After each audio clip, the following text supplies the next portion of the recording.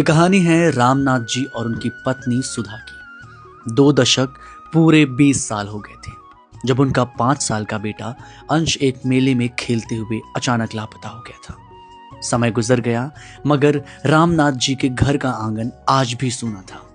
हर सुबह सुधा दरवाजे पर खड़े होकर उस गली को निहारती जहां से कभी अंश की हंसी कूचा करती थी। आज अंश 25 साल का हो गया होगा। रामनाथ जी कैसे दिखता होगा?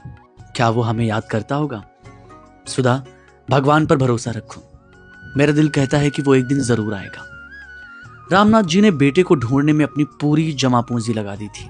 पुलिस, अखबार, विज्ञापन, सब कुछ किया, लेकिन हर कोशिश, हर उम्मीद आखिरकार टूटी हुई दीवार बनकर खड़ी हो जाती थी। लेकिन एक चीज थी जो कभी नहीं टूटी, पिता का विश्वास। वह हर साल अंश के जन्मदिन पर वही पुरानी नीली स्वेटर निकाल कर देखते थे जिसे अंश ने आखिरी बार पहना था। वो स्वेटर अब भी अलमारी के एक कोने में एक जीती जागती याद की तरह रखी थी। एक सर्द शाम थी। दरवाजे पर एक अजनबी ने दस्तक दी। लगभग 25 साल का एक नौजवान जिसकी आंखों में एक अजीब सी विरक्ति और गहराई थी। माफ कीजिएगा, क्या ये रामनाथ जी का घर है? रामनाथ जी ने उस नौजवान को देखा। उसके चेहरे पर उन्हें अपने बेटे की कोई झलक नहीं दिखी। फिर भी उनके दिल में एक अजीब सा कंपन उठा। नौजवान ने बताया कि वो एक एनजीओ के लिए काम करता है जो बिछड़े हुए लोगों को मिलाता है। नौजवान, मैं आपके बेटे अंश के बारे में कुछ जानकारी लेने आया हूँ। मुझे पता चला कि अंश को बचपन में एक परिवार ने गोद लिया था, लेकिन उस परिवार ने उसे ये कभी नहीं बताया कि वो गोद लिया हुआ है। सुधा ये सुनकर जमीन पर बैठ गई। रामनाथ जी की आंखें भर आई। ये उनका अंश नहीं था, लेकिन ये खबर थी जो उनके अंश से जुड़ी थी। नौजवान ने बताया कि अंश अब एक सफल आर्किटेक्ट है और उसका नाम आर्यन है।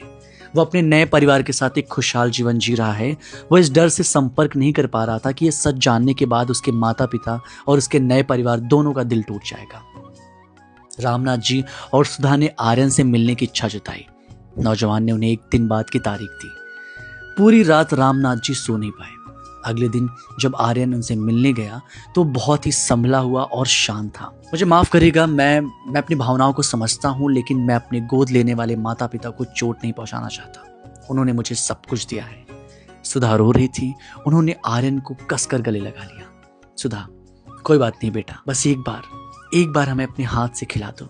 हम तुम्हारी खुशी में ही खुश हैं। रामनाथ जी शांत थे। उन्होंने एक पल के लिए आर्यन के चेहरे को देखा और फिर मुस्कुराए।